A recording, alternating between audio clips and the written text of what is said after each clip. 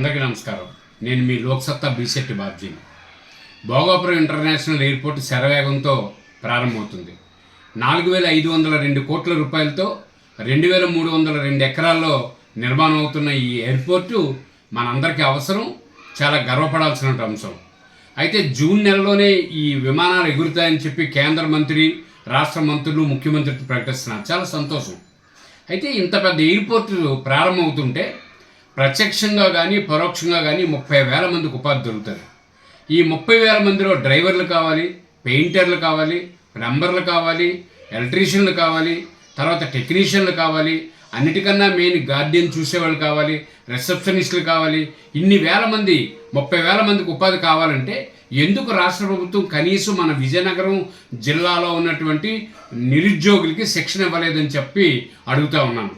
అందులో భాగంగానే నేను లోక్సత్తా నుంచి జిల్లా కలెక్టర్ గారికి, జిల్లా మంత్రులకి, ఎమ్మెల్యేలకి ఇప్పటికే లేఖలు ఇచ్చారు.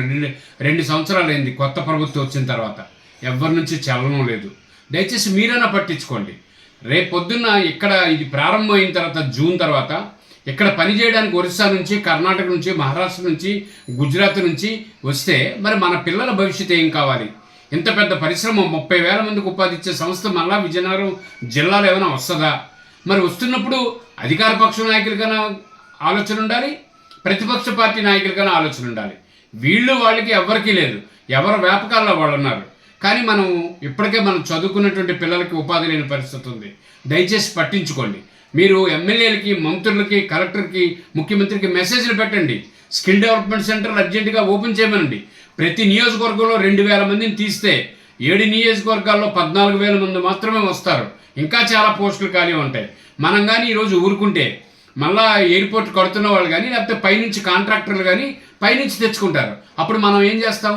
మనం ఏం పని చేయగలుగుతాం? భూములు ఇచ్చిన వాళ్ళకి అక్కడ ఉపాధి లేకపోతే ప్రశ్నించేది ఎవరు? దయచేసి మీరు ఆలోచించండి. నేను చెప్పింది వాస్తవం అనుకుంటే అందరికీ ఈ వీడియోని షేర్ చేయండి.